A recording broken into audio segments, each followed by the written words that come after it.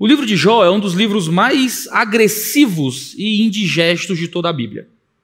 Não é um livro fácil, não é um livro simples, é um livro que causa dificuldades apologéticas até. É um livro que, para corações que desprezam a Deus, é um argumento contra Deus. Mostra um Senhor cujo propósito principal é glorificar o próprio nome em sua criação e que não mede esforços para isso. O livro de Jó não apenas apresenta Deus enviando sofrimento para os seus filhos, mas apresenta Deus glorificando o próprio nome ao fazê-lo. Essa mensagem é uma mensagem escandalosa. E é uma mensagem escandalosa até mesmo para a igreja. Essa mensagem não é bem aceita por todos. Quando John Piper, no ano passado, publicou o livreto Coronavírus e Cristo, no primeiro semestre de 2020, no auge da pandemia, a gente pôde ler várias reações raivosas na internet. Uma me chamou muita atenção. Na época eu ainda era mais ativo no Twitter, e um cara compartilhou o livro do John Piper dizendo apenas o seguinte: o Deus dele é meu diabo. Qual o motivo?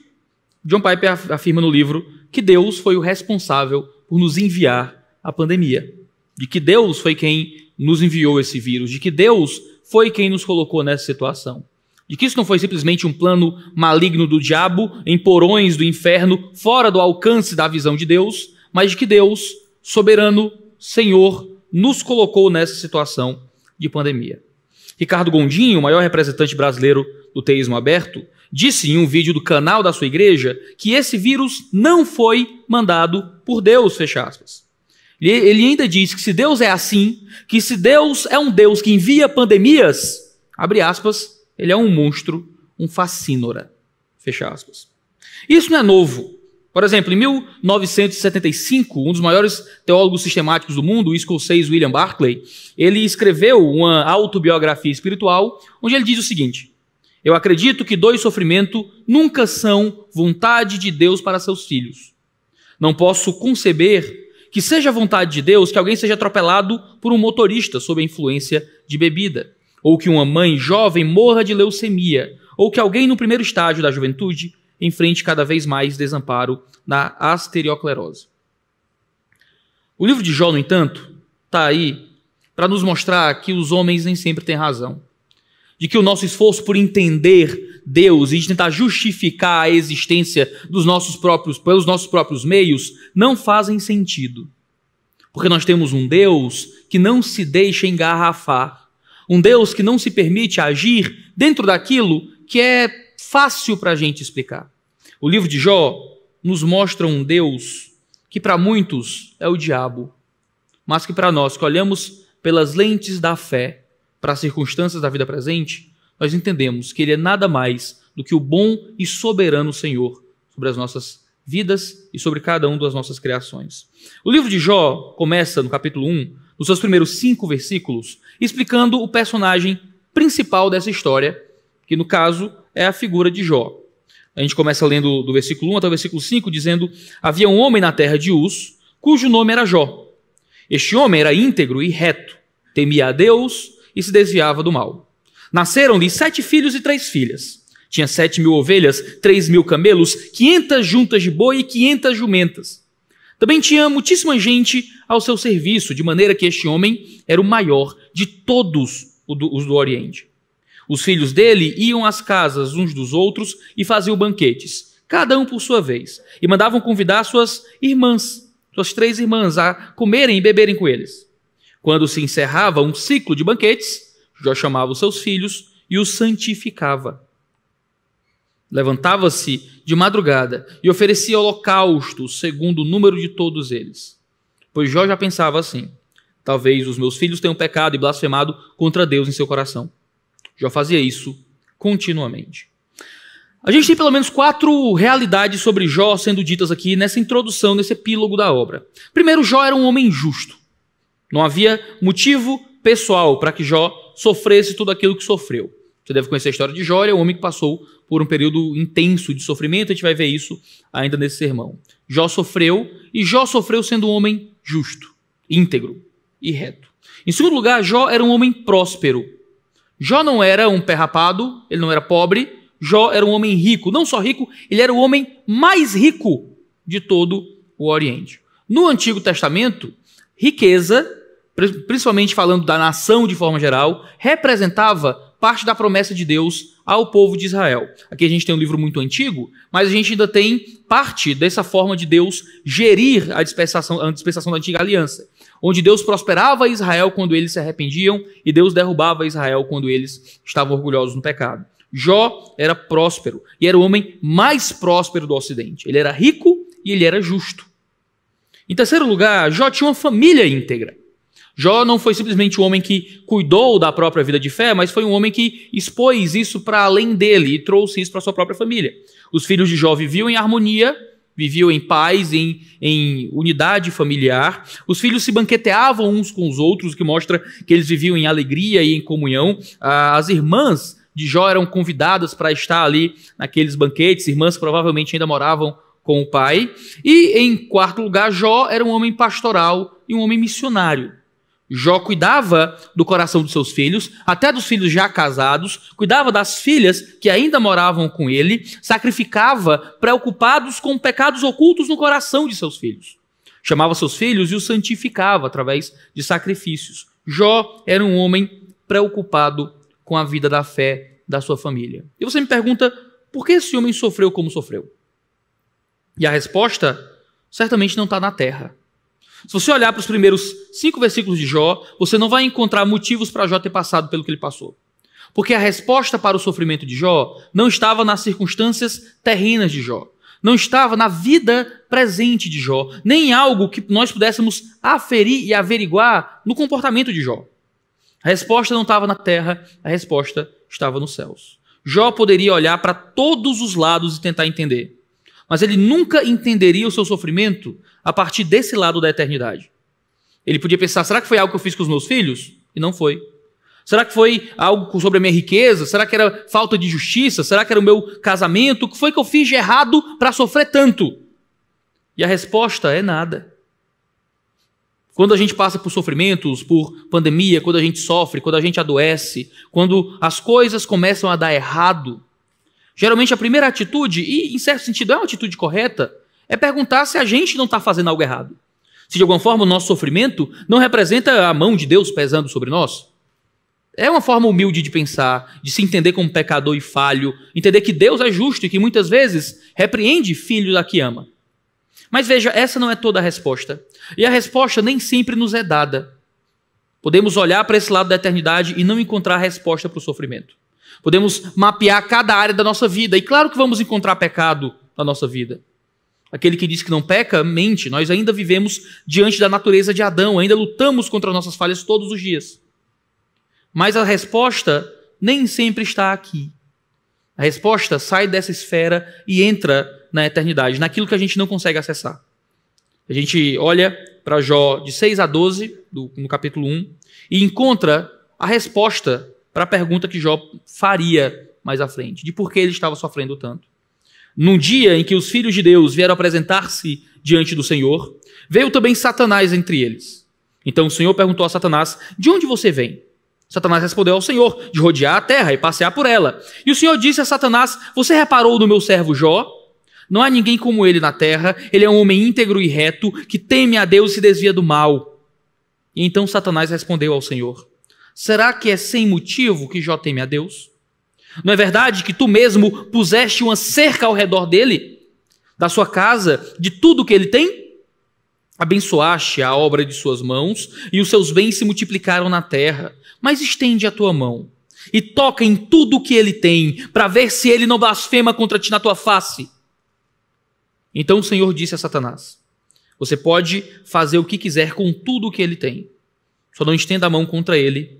E então Satanás saiu da presença do Senhor. Aqui a gente tem um relato de quando Satanás veio se apresentar diante do Senhor. Fala de que os filhos de Deus vieram se apresentar aqui diante do Senhor e que Satanás estava entre eles, entre essas figuras angélicas que aparecem aqui. Debates angelológicos à parte, o que a gente sabe é que há figuras espirituais que vêm se apresentar diante do Senhor, então Satanás também vem. O que demonstra que há um Satanás que ainda precisa se apresentar a Deus de alguma forma. Satanás não é uma força que existe igual a Deus, que tem a mesma força e a mesma grandeza que Deus, como naquelas imagens estranhas que você encontra no final do Facebook, em que tem uma queda de braços, Jesus de um lado, Satanás do outro, não é? Como se fosse uma grande guerra cósmica de iguais. E não é. O diabo ainda é um cachorrinho na coleira do Senhor.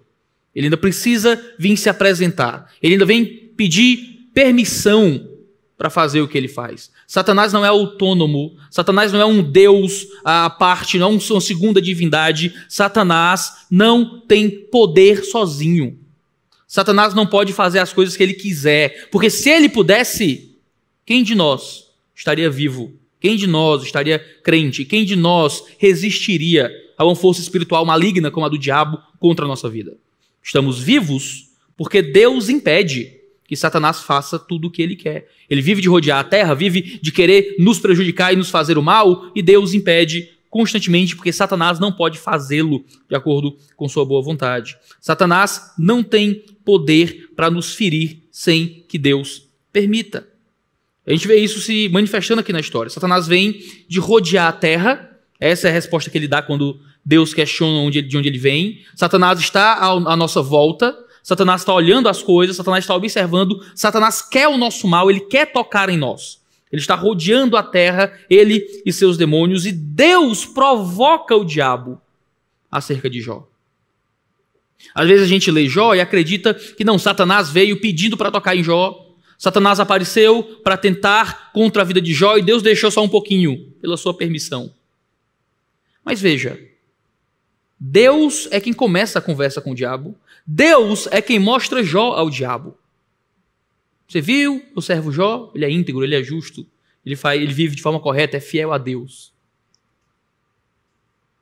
Veja, irmãos, o sofrimento que recai sobre nossas vidas, que muitas vezes é o próprio Satanás tocando em nós, não vem simplesmente por iniciativa do diabo.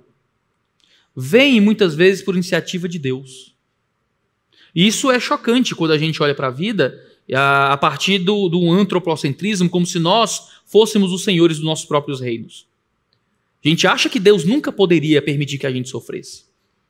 De que Deus nunca poderia planejar o nosso sofrimento. De que Deus nunca poderia tomar a iniciativa de nos machucar. E Deus, na revelação que nós temos aqui dos planos secretos do Senhor nos céus, há um Deus que toma a iniciativa de ferir Jó. O mesmo Deus que toma a iniciativa de nos ferir hoje. Quando a gente sofre, chora, quando a gente é abandonado, quando a gente é colocado em circunstâncias fora de tudo aquilo que a gente planejou para a nossa vida, a gente acha, meu Deus, Satanás está tocando na minha família, Satanás está tocando no meu emprego, Satanás está tocando no meu corpo. Sim, pode ser Satanás como um agente do mal. Mas veja, isso não acontece fora do plano e do desejo de Deus. Deus não só permite que o mal caia sobre você, Deus planeja que o mal caia sobre você. E Deus o faz justamente para que o seu nome seja glorificado em nós. Porque o nosso conforto e o nosso bem-estar é pouco comparado com os planos secretos de Deus para a nossa vida. A gente sempre sacrifica o menor em nome do maior.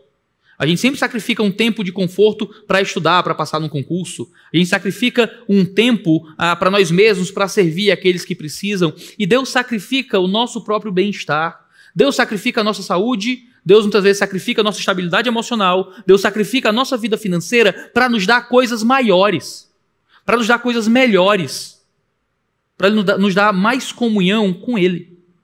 Deus nos tira coisas para nos dar de si. Deus nos tira conforto e bem-estar para que nós possamos nos aproximar dEle. E Ele é muito melhor que qualquer coisa dessa vida. Ele é muito melhor que filhos saudáveis. Ele é muito melhor do que um corpo que não sofre com câncer. Ele é muito melhor do que um pulmão plenamente oxigenado. Ele é muito melhor que uma vida financeira estável. Ele é muito melhor que qualquer coisa. E Deus sacrifica na nossa vida coisas que nós valorizamos para nos dar coisas que nós precisamos muito mais do que aquilo que fomos ensinados a querer.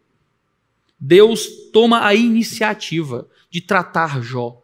A gente vai ver ao longo do livro que Deus abençoa Jó através de tanta provação e sofrimento, porque Jó era um homem que era justo, mas que ouvia falar de Deus, e que por passar por tanta dor, Jó vê Deus face a face. Os planos secretos de Deus se revelam na vida de Jó através de dor, através de sofrimento. Mas no fim da história, Jó consegue ver Deus de uma forma que ele não via fora do sofrimento. Deus toma a iniciativa de nos fazer sofrer, justamente para que nós sejamos argumentos pela eternidade. Você já parou para pensar que sua vida talvez signifique pouco?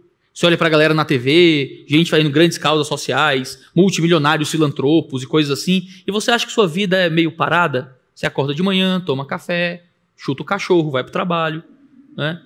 Aí aguenta um chefe chato, faz umas planilhas, come no bandejão, volta para casa, resolve um problema doméstico, lava um prato, a esposa reclama dos filhos e tal, assiste um Netflix ali até tarde, volta e tudo de novo. E sabe, você sente que a sua vida é só uma repetição de coisas que não parecem ter muita utilidade. Talvez você não veja muito propósito no seu emprego, talvez você não veja muito valor na sua vida doméstica, talvez você não vê, sabe, coisas que movam realmente a história e a eternidade e o mundo em direção a um lugar melhor.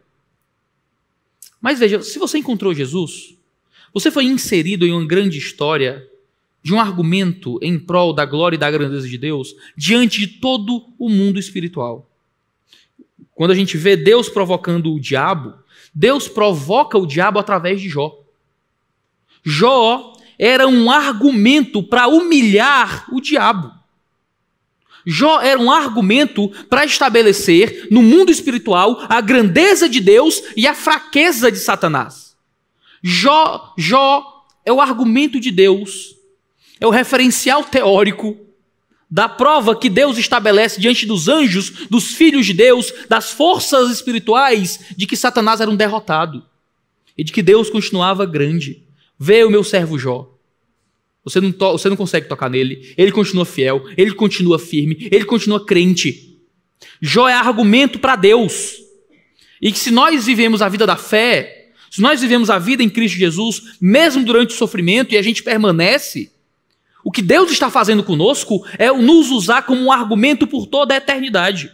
É nos usar como evidência da sua grandeza. Deus nos céus pode olhar para os seus filhos e humilhar as forças do diabo pelo simples fato de permanecermos quando as coisas doem em nós.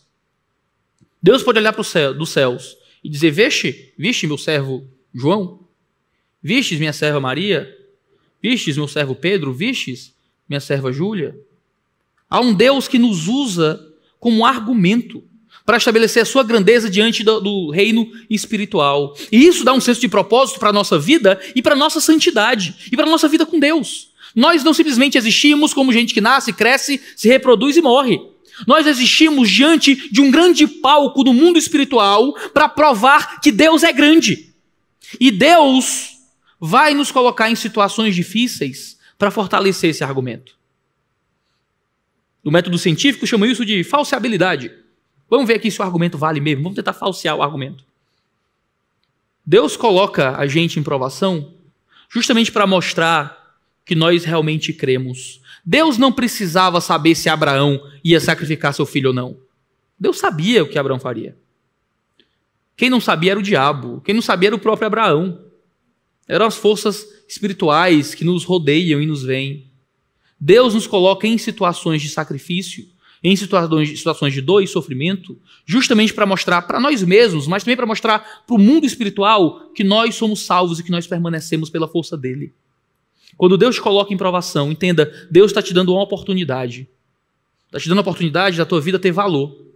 Da tua vida ter um valor espiritual, da tua vida ter um valor eterno para além das circunstâncias daqui. Você está fazendo algo que você ainda não vê, mas pelos olhos da fé você entende que Deus está sendo glorificado, até mesmo entre os anjos. Satanás está sendo humilhado e suas forças demoníacas destruídas pela grandeza da permanência, da fé, de continuar crendo mesmo quando tudo vai mal. É um Deus que dá valor e propósito para a nossa vida. Humilhamos o diabo e honramos a Deus diante de todo o mundo espiritual ao permanecermos na fé durante o sofrimento. E Satanás tenta se defender. tenta se defender colocando Jó em dúvida. Ele diz que a fé de Jó era falsa porque era uma fé meramente circunstancial. Claro, é fácil ser fiel se você é o homem mais rico do mundo. Difícil é ser fiel de ônibus, de carro é fácil. Difícil é ser fiel à pobreza, na favela, no hotel de luxo, aí tudo bem. Aí até eu sou. Deus ouve Satanás acusar Jó. Até o termo que é usado para apresentar o diabo ali, no hebraico é Ra-Satana, é o acusador, né, fala muito sobre o próprio livro de Jó. Deus está conseguindo glória para o seu nome através da nossa perseverança no sofrimento, justamente a mostrar que as acusações do diabo não se justificam. Porque nenhuma acusação mais há para aqueles que estão em Cristo Jesus. Ele tenta nos acusar diante de Deus e ele não consegue. Porque não existem argumentos contra aqueles que estão debaixo da atuação da graça. Quando permanecemos fiéis debaixo do sangue daquele que impede as acusações do diabo, mais uma vez, nós humilhamos as forças dos inimigos espirituais. Nós, mais uma vez, vencemos a influência do mundo e do príncipe da Pérsia. E nós nos submetemos, mais uma vez, àquele que está conquistando glória para o seu nome. E Satanás, então, recebe de Deus permissão para tocar em Jó. Satanás nem pediu isso. Satanás não pediu para tocar em Jó. Deus ofereceu Jó a Satanás. Deus ofereceu. E deu a Satanás a oportunidade de fazer o que ele quisesse em Jó, menos tocar no seu corpo. Veja, essa é uma mensagem escandalosa. Nós temos a verdade no livro de Jó. E, desculpa, eu vou dizer isso com muita clareza. Você não merece meias palavras. E você escute isso com a força que isso realmente tem. Quando Satanás trabalha, Deus trabalha. Quando Satanás trabalha, Deus trabalha. O que eu quero dizer é que Deus começa a trabalhar em Jó através daquilo que Satanás está trabalhando em Jó. Satanás toca em Jó, machuca Jó, prejudica Jó, traz sofrimento para a vida de Jó. Ele é o inimigo, ele é o homem mau que nos traz desgraça. Mas isso não acontece fora da própria atuação do trabalho de Deus em Jó. Isso pode ser chocante num primeiro momento, mas isso é consolador. Nos momentos de sofrimento e de dificuldade, quando tudo parece dar errado e não existe outra explicação além do diabo estar levantado contra a minha vida. Não é que existe um momento em que o diabo trabalha e então o diabo para, aí Deus vem trabalhar ou consertar o que Satanás fez. Enquanto Satanás trabalha, Deus continua trabalhando. E Deus, de forma misteriosa, muitas vezes planeja trabalhar até mesmo por meio da atuação do diabo. E isso é humilhante para o diabo. Veja, ele tenta tocar em nós, ele tenta nos prejudicar, ele tenta nos destruir, e Deus está fazendo o bem na gente através dele. Deve ser humilhante, seu diabo. Romanos 8 diz que no meio do sofrimento, durante o sofrimento, em todas essas coisas somos mais do que vencedores. Porque quando o sofrimento tenta nos separar de Deus, Deus está nos fazendo mais parecidos com Jesus através do sofrimento. Veja, enquanto Deus usa homens que tentam fazer o mal para o nosso bem, nós podemos encontrar graça e força para permanecer. Porque o mal não vem sozinho, o mal sempre vem com um Deus que está por trás do mal para produzir bem. É por isso que Tiago diz que quando sofremos, Deus produz em nós perseverança. É por isso que Paulo vai dizer em Romanos ainda que o sofrimento gera em nós uma força para permanecer. O sofrimento vem e Deus não está simplesmente virando o rosto para Satanás atuar e então depois ele vem e consola. Não, Satanás está sendo humilhado pelo fato de tentar nos prejudicar, de mandar dor, de mandar sofrimento, de mandar doença, de mandar pobreza, de mandar pandemia e Deus continuar nos beneficiando através disso. Satanás é um derrotado, e ele é derrotado porque Deus escolheu vencer até através da atuação dele. Martinho Lutero tinha frases muito fortes, né? Ele gostava de umas frases meio polêmicas, e ele dizia que até o diabo é diabo de Deus. Ele é um cachorro numa coleira, ele não pode tocar em nós além daquilo que Deus permite. Tanto que Deus não permite que ele toque no corpo de Jó. Existe uma cerca em torno de Jó, colocada por Deus. Deus abre pequenos portões nessa cerca, à medida que ele entende que a gente pode aguentar. Veja, a gente lê Paulo escrever em 1 Coríntios de que nenhuma tentação vem a nós que não fosse meramente humana e que Deus não nos coloca em circunstâncias que a gente não pode aguentar. Deus nos dá a graça necessária para aguentar a atuação do diabo.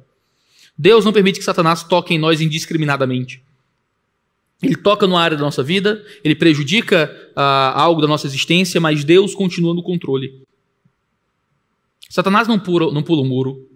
Deus é quem abre pequenas portas naquilo que ele sabe que vai ser para o nosso benefício, naquilo que ele sabe que a gente vai ter graça para suportar. Eu estava conversando com uma jovem da igreja, uma sessão de aconselhamento, e ela passava por crises de ansiedade um tanto fortes, e dizia: pastor, quando eu estou no meio dessas crises de ansiedade, e eu sinto que estou no meu limite, eu sinto Deus me dar graça para aguentar. Mas eu penso, se essas crises durarem mais, ficarem mais frequentes, ficarem pior, eu não sei se eu aguento. Eu estava dizendo para ela: querida, mas entenda, a pessoa que vai passar por isso, que vai passar por crises piores caso passe, por crises mais longas caso passe, não é você. Porque você tem a graça para passar pelas crises de hoje. Quem vai passar é uma pessoa que Deus vai dar mais graça para aguentar. Você acha que não aguentaria porque você está medindo o futuro pelo agora. Você está medindo o sofrimento que pode vir pela graça que você tem para o sofrimento que veio. Se vier mais sofrimento, Deus traz mais graça. Deus não abre uma porta para que Satanás entre sem, ao mesmo tempo, atuar no nosso benefício através dessa entrada. Deus nos dá graça, Deus nos dá ajuda, e Deus não abre espaço para que o diabo toque em nós, naquilo que ele sabe que a gente não vai aguentar. Deus traz graça, traz força, traz instrumentos para que a gente não caia nas ciladas do maligno. Ele nos dá todo o benefício para que a gente possa aguentar a atuação de Satanás. No palco do universo, nós estamos dentro de um tabuleiro espiritual, onde Deus está trabalhando e movendo peças para o nosso bem e para a glória do seu nome. Deus não precisa provar nada para ninguém, mas Deus prova. E Ele prova para magnificar a sua glória através de nós. A gente lê no Salmo 115, no verso 3, que o nosso Deus está no céu e faz tudo como lhe agrada. Em Daniel 4:35, lemos que todos os moradores da terra são considerados como nada. O Altíssimo faz o que quer com o exército do céu e com os moradores da terra. Não há quem possa deter a sua mão, nem questionar o que ele faz. Deus é soberano, Ele é grande, Ele é eterno, Ele permite que o mal nos toque, Ele planeja que o mal nos toque e Ele nos dá graça para passar por isso. E Ele nos beneficia através de passar por isso. E Ele impede a atuação do diabo em áreas em que Ele ainda não deu graça para que a gente passe por elas. Isso significa que eu posso não fazer a menor ideia de qual é a sua circunstância de sofrimento. Eu posso não fazer ideia. Você pode estar passando por coisas inimagináveis para mim. Mas com certeza eu tenho. Se você está firme em Jesus, Ele está te dando graça para passar por isso.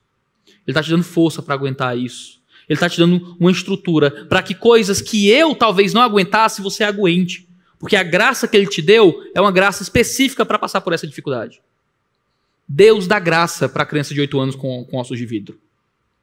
Deus dá graça para a família que perdeu pai e mãe por causa da pandemia. Deus dá graça para aquele que faliu de novo e que não sabe como vai sustentar a sua família. Deus dá graça para que a gente aguente circunstâncias que Ele nos põe. Hoje eu penso em uma série de coisas que, se acontecessem na minha vida, eu acho que eu não aguentaria firme na fé. Mas com certeza eu tenho que, se um dia elas acontecerem, Deus vai trazer junto com elas a graça necessária para que eu permaneça. Você pode ter essa segurança em Cristo Jesus, de que Ele não vai abrir espaços para que Satanás toque na sua vida, sem que Ele esteja ciente, planejando e tratando isso para o seu bem e para a glorificação do próprio nome. Porque veja, a segurança da nossa salvação está justamente no fato de que Deus permite que a gente passe pelo sofrimento para glorificar o seu nome. E Deus não entra num jogo que Ele vai perder. Deus sabe que o nome dele vai ser glorificado. Deus sabe que a vitória é certa e é dele. Então Deus garante que o seu nome vai ser glorificado em nós através do nosso sofrimento. É um jogo de cartas marcadas. Já compraram o inimigo, ele já perdeu, ele já vai, A gente vai dar um soco no ar e ele vai cair para trás. Porque a vitória nos foi dada por outro. Deus glorifica o seu nome quando a gente permanece. Então Deus nos dá a graça da permanência. A grandeza da perseverança dos santos é o fato de que nós não estamos aqui pela nossa própria força. De que nós não aguentamos as ciladas do maligno pela nossa própria capacidade de batalha espiritual. é porque Deus vai glorificar o seu nome em nós. E porque Ele vai glorificar o seu nome em nós, Ele vai continuar nos dando graça para permanecer, não importa qual circunstância Satanás nos meta. Então, a gente tem um relato de Jó perdendo tudo. O relato é dividido em duas partes, eu vou ler primeiramente do 13 ao 19, onde diz assim: um dia, a gente saiu aqui do cenário dos céus e veio novamente para a terra. Um dia, quando os filhos e as filhas de Jó comiam e bebiam vinho na casa do irmão mais velho, veio um mensageiro a Jó e disse: os bois estavam lavrando e as jumentas estavam pastando junto a eles. De repente, os sabeus atacaram e levaram tudo. Mataram os servos a fio de espada. Só eu consegui escapar para trazer a notícia. Enquanto este ainda falava, veio outro mensageiro e disse: fogo de Deus caiu do céu e queimou as ovelhas e os servos, destruindo todos eles. Só eu consegui escapar para trazer a notícia. Enquanto este ainda falava, veio outro mensageiro e disse: os caldeus se dividiram em 3 bandos, atacaram os camelos e os levaram embora, mataram os servos a fio da espada. Só eu consegui escapar para trazer a notícia. Também este ainda falava quando veio outro e disse: os seus filhos e as suas filhas estavam comendo e bebendo vinho na casa do irmão mais velho. De repente, eis que se levantou um vento muito forte do lado do deserto e bateu contra os 4 cantos da casa. Ela caiu sobre os jovens e eles morreram. Só eu consegui escapar para trazer a notícia. Imagina a cena. Os filhos de Jó estavam em um de seus banquetes. Jó não diz aqui onde é que ele estava, mas provavelmente não estava na casa do filho mais velho. E chega um primeiro servo. Todos os bois e jumentas foram roubados. Todos os servos estavam mortos. Enquanto esse ainda estava terminando de contar a história, Jó ainda estava processando, chega um segundo servo, dizendo que fogo caiu do céu, o que mostra um ato sobrenatural e divino, e levou as ovelhas e os servos que ainda estavam lá. Enquanto Jó ainda é bombardeado com essa segunda mensagem, tentando processar as 2 primeiras, chega um terceiro servo, dizendo que todos os camelos foram roubados e todos os servos que estavam lá foram mortos. Enquanto Jó ainda está processando essa terceira mensagem, chega um quarto servo, enquanto eles ainda estavam contando essa história, e diz: veio um vento sobre a casa do teu filho. Vento não derruba a casa no Oriente daquele tempo, não era assim que funcionava, não era um tufão. Veio um vento e derrubou os cômodos da casa sobre os teus 10 filhos, todos morreram. Esse é o tipo de circunstância que tira qualquer pessoa da sua sanidade psicológica. Depois disso, eu imagino os anos de terapia de antidepressivo de que Jó ia precisar para começar a voltar. Jó ia ficar um cara esquisito, ele não ia mais conversar com ninguém, ia chorar pelos cantos, iam achar Jó na sarjeta, com a garrafa de cachaça, certo? Pelado, com um cachorro lambendo na boca dele. Certo? É o tipo de circunstância que destrói uma pessoa. E a destrói para sempre. É o tipo de experiência, o nome que deu na psicologia é gatilho, né? Tudo é gatilho. É o tipo de experiência que desencadeia na psique de um ser humano loucura. Loucura. Jó ia ter que ser internado numa clínica. Iam ter que dopar esse cara. Você passa por uma circunstância tão extrema, tão terrível, 10 filhos morreram ao mesmo tempo. Todos os empregados, todos os servos foram mortos. Todos os bens de Jó foram levados. O homem mais rico do mundo. Não é você que ganha 3 contos por mês falindo, não. É o Jeff Bezos, é o Bill Gates. Certo? É o George Soros, é os multimilionários aí. Que tinha tudo. Os homens mais ricos do mundo. E agora não tem nada. Nada. Nada. Não tem mais dinheiro, não tem mais servos, não tem mais família. Como é que a gente sobrevive a uma coisa dessa? Jó perdeu toda a riqueza, Jó perdeu todos os trabalhadores, Jó perdeu todos os filhos. Dos 4 anúncios, 2 eram naturais. Jó sofreu pilhagens, e isso acontece. Você é roubado. Outro é um fenômeno natural. O vento vem e derruba os seus filhos, a casa sobre os seus filhos. É um fenômeno natural, mas mais ou menos. Porque era um vento muito forte. Aquilo é o tipo de coisa que, sabe, Deus permitiu aquele maremoto, Deus permitiu a tsunami, Deus permitiu o furacão. É uma circunstância natural fora do normal. Mas há um ato direto de sobrenaturalidade, há fogo do céu que cai e consome suas coisas. Jó tinha certeza de que aquilo era uma coisa que vinha de Deus. Jó não podia ser um teísta aberto ou dizer que não, Deus não viu, Satanás veio quando Deus estava dormindo, sabe? Deus não estava ciente e simplesmente aconteceu. Jó tinha certeza. Há algo da intenção de Deus aqui. São várias provações ao mesmo tempo sobre o único homem. É interessante que na carta de Tiago usa muito de Jó como referência para escrever sua epístola. Ele vai dizer que a gente deve permanecer fiel, mesmo passando por várias provações. E várias, ali em Tiago, fala de vários tipos. Tem provações de tipos distintos. Aqui, Jó é um homem que sofre várias coisas ao mesmo tempo. Vários sofrimentos simultâneos, juntos. Porque Deus não espera uma dor passar para começar a outra. Eu lembro uma história até um pouco engraçada, mas muito triste, na verdade. Um irmão da igreja pegou Covid, estava com a filha recém-nascida, foi para o hospital naquele auge da pandemia, não sabíamos se ia ter vaga no hospital. Irmãos de irmãos lá da igreja, o irmão de sangue de uma irmã lá da igreja, foi para o hospital nesse período da pandemia. Ele entrou e fecharam a porta atrás dele. Ninguém podia entrar mais, porque não tinha mais como. Ele ficou internado numa cadeira, tomando soro, sabe, no corredor do hospital. O negócio foi terrível lá em Fortaleza. E esse irmão foi para o hospital, achou uma vaga, estava muito mal, oxigenação baixa, ficou uma noite no hospital. Quando saiu, roubaram os 4 pneus do carro dele. Aí lá foi procurar a gente para ajudar e tal. E a gente ficava conversando, não dá para esperar passar uma para começar a outra, né? Não tem como esperar eu ficar bom, eu conseguir respirar para resolver o meu carro roubar, né? E muitas vezes o que Deus faz com a gente é nos colocar em desgraças simultâneas. Sofrimento após sofrimento, após sofrimento. E às vezes parece impossível passar por isso. Parece impossível quando a gente não se recuperou ainda de um baque para começar a lidar com outro. Às vezes as coisas desmoronam todas de uma vez. Você perde o emprego enquanto o casamento vai mal, enquanto os filhos estão querendo entrar, sei lá, nas drogas e a saúde pega e parece que tudo vem de uma vez só. É justamente para nos lembrar que só perseveramos porque há um Deus que nos persevera. Jó não peca nisso tudo. Jó aguenta. Jó permanece. Jó permanece em uma circunstância aparentemente impossível. A gente lê o verso 20 e o verso 22. Então Jó se levantou, rasgou o seu manto, rapou a cabeça, prostrou-se em terra e adorou.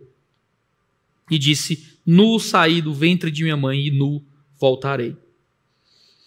O Senhor deu e o Senhor o tomou. Bendito seja o nome do Senhor. Em tudo isso, Jó não pecou, nem atribuiu falta alguma a Deus. O mesmo Jó que sacrificava com medo que seus filhos não blasfemassem no coração, não blasfema no sofrimento. Jó permanece firme na provação porque ele colhe os frutos da fé que ele exerceu durante a bonança. Jó já era fiel quando tudo ia bem. Jó permaneceu fiel quando as coisas vão mal. Uma das formas da gente permanecer fiéis durante o sofrimento é que a gente continue e exerça fidelidade enquanto as coisas estão bem. Em calmaria, enquanto você está com o seu pulmão 100% oxigenado, quando as coisas vão bem, quando a empresa está direitinho, o casamento está em paz, é hora de exercer a fé, de ter culto doméstico regular em casa, de lutar contra o pecado, de pregar a palavra para os filhos, de ser fiel na vida de igreja. Porque é quando as coisas vão mal que aí chega a hora dos fortes serem fortes. Essa é uma frase que me tocou muito. O pai de um colega de escola, o colega pregava o evangelho junto comigo na escola, e o pai dele teve câncer de estômago. Ele chamou a família para conversar e disse: a gente ouve muito sobre sofrimento na igreja. E a gente nunca passou por nada de verdade. Agora chegou a hora dos fortes serem fortes. Deus nos ensina muito na igreja. A gente ouve um monte de coisa sobre permanência, sobre perseverança. E às vezes parece normal, eu só estou vivendo a minha vida. Mas há horas que Deus espera que os fortes sejam fortes. Há horas que Deus vai fazer com que a gente coloque em prática, no período de provação, aquilo que a gente ouviu, exercitou, orou e lembrou na bonança. Jó não entendia o motivo daquele sofrimento. Jó não sabia por que ele estava sofrendo. Jó não tinha o livro de Jó para ler. Não tinha spoiler do final. Simplesmente as coisas deram errado. Ele simplesmente perdeu tudo. Ele não entendia, ele não sabia e ele permanece. Deus nem sempre vai trazer o sofrimento junto com a carta, explicando os motivos da aprovação. A gente não vai ter o livro de Pedro para a gente abrir e ler. Não tem o livro de Karine. Não tem o livro de Lucas para você abrir e entender por que Deus fez as coisas que ele fez. Por que Deus entregou o que ele entregou. Por que Deus deu o que ele deu. A gente não tem a carta, o que a gente tem é a fé. De saber que existem realidades espirituais das quais a gente não acessa, as quais a gente não acessa. Há planos da parte de Deus que a gente não vê, então a gente confia, fé é isso. Fé é entender que eu não sei porque eu estou sofrendo, eu só sei que Deus é bom. Eu não sei porque isso aconteceu, eu sei que Deus está no controle. Eu não sei porque eu adoeci, eu não sei porque eu fali, eu não sei porque eu perdi tudo, sei que Deus está aí. Eu não sei porque que eu não consigo me livrar desse sentimento de angústia que me impede de sair da cama todo dia, mas eu sei que Deus é bom e que Deus me ajuda no meio disso tudo. A gente não sabe, mas a nossa permanência não depende de saber. Depende de crer. Depende de confiar. Depende de sabermos que Ele é bom, é justo e é galardoador daqueles que o buscam. Fé é certeza de coisas que a gente não vê. É a prova de coisas que não estão diante de nós. A gente permanece. Qualquer um de nós pode passar por problemas, por sofrimentos cujos motivos parecem inexistentes. Mas a gente sabe que há um Deus diante de nós que nos ajuda em tudo e que permanece. Jó disse que saiu nu do ventre da mãe. Saiu nu do ventre da mãe, que nu vai voltar. Jó entendia que essa vida era só um estado intermediário entre a sua real condição de nudez. Jó não blasfema contra Deus, porque Jó entende que essa vida é muito pouco, de que essa vida é só um por enquanto, que essa vida é um parêntese. Eu nasci pelado, eu nasci nu, eu nasci chorando, eu nasci sem falar um idioma, sem saber andar para frente. Eu nasci sem saber ficar de pé. E Deus me deu coisas, eu tenho uma roupa, eu tenho um idioma, eu tenho uma família, eu tenho bens. Mas haverá um tempo em que tudo isso vai passar de novo. E eu vou morrer e eu não vou saber mais falar, eu não vou poder mais me levantar, não vou poder levar nada meu comigo, não vou poder botar a senha num banco para sacar dinheiro, acabou. Essa vida é um estado intermediário entre a nossa real condição de não ter nada. Então, se a gente perder algumas coisas nessa vida, no fim das contas, o que é que a gente está perdendo de verdade? Se isso é só um por enquanto. Se isso é só um agora. Se, na verdade, ser rico nessa vida é tipo ser rico no banco imobiliário. É só durante o jogo e acabou, e passa, e já foi.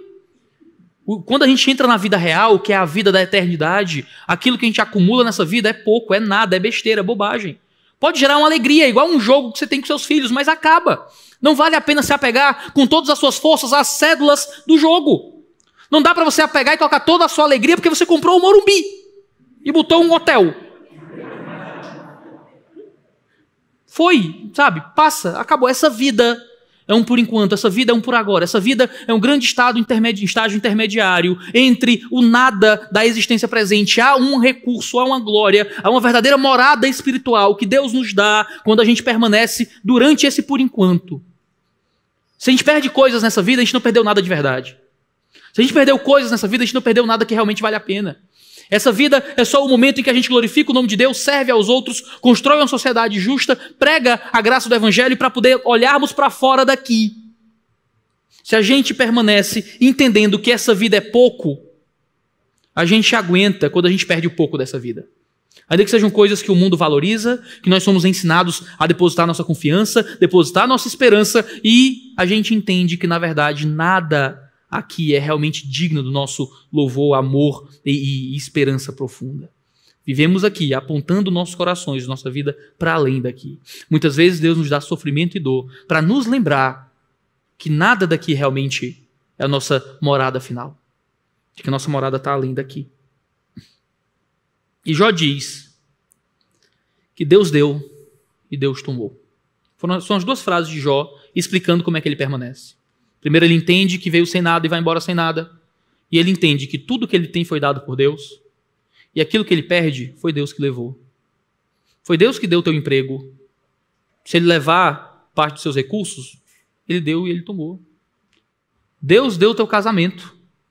Se Deus desejar que ele acabe cedo demais através de uma doença incurável, é Deus que toma. Foi Deus que deu o teu filho. Se o desejo de Deus for tomar a audição dele, é o plano dele. A gente glorifica ao Senhor por aquilo que ele deu. A gente encontra graça e misericórdia no que ele entregou. E naquilo que ele deseja levar, a gente continua firme e fiel, entendendo que ele sabe o que ele está fazendo. De que ele nos dá sofrimentos e dificuldades para nos dar coisas muito maiores e muito melhores, que é uma comunhão mais profunda com ele, que é uma esperança firme para além dessa vida. E que nele a gente permanece, confiando na bondade, confiando na graça, confiando na esperança que nos é dada através do sacrifício em Cristo Jesus. Jó chorou, Jó lamentou, Jó sofreu, Mas Jó não blasfemou.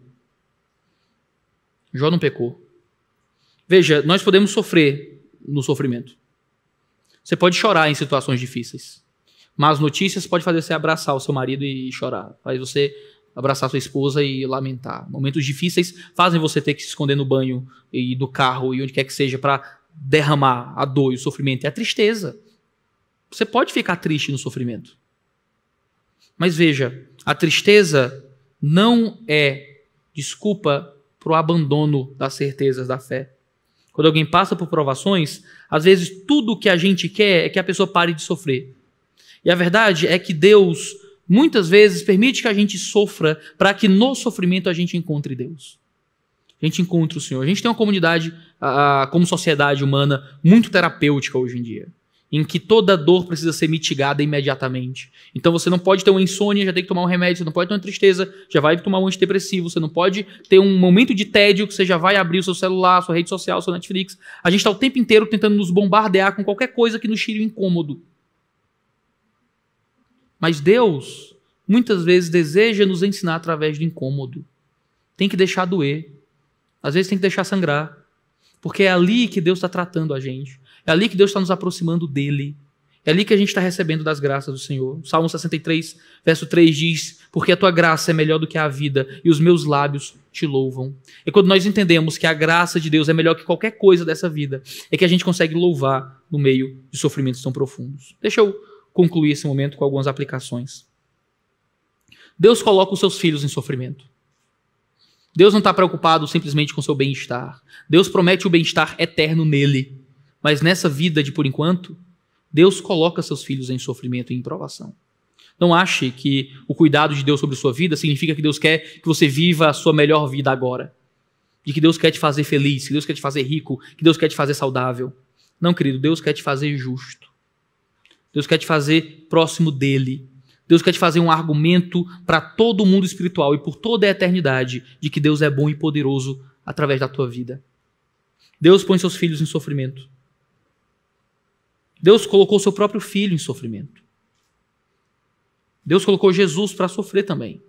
E se nós adoramos um Deus que sofreu, quem nós somos para acharmos que nós podemos viver longe do sofrimento? Veja, a nossa religião adora um Senhor que foi torturado, humilhado, assassinado. Como nós achamos que podemos ser diferentes? Nós não adoramos um líder militar. Nós não adoramos alguém que passou sobrevoando sobre essa vida e matou seus inimigos. Nós adoramos alguém que escolheu morrer com coroa de espinhos, com cravos nas mãos, com o lado ferido. Como nós podemos achar que o modo como Deus vai nos tratar vai ser muito melhor do que o modo como ele tratou Cristo Jesus, que era o seu filho? Deus nos coloca em sofrimento, porque o próprio Deus colocou seu filho em sofrimento. E veja, em seu filho ele se colocou em sofrimento. Nós não adoramos um Deus distante, um Deus que está longe, um Deus que não se importa e que quer nos torturar. Nós adoramos um Deus que em Cristo Jesus sofreu por nós, que também levou sobre ele próprio as chagas do nosso pecado. Deus não está longe nos céus rindo das nossas dificuldades, não. Deus se colocou em nossas dificuldades em Cristo Jesus. E ele pode nos colocar na dificuldade porque antes disso ele se colocou na nossa dificuldade.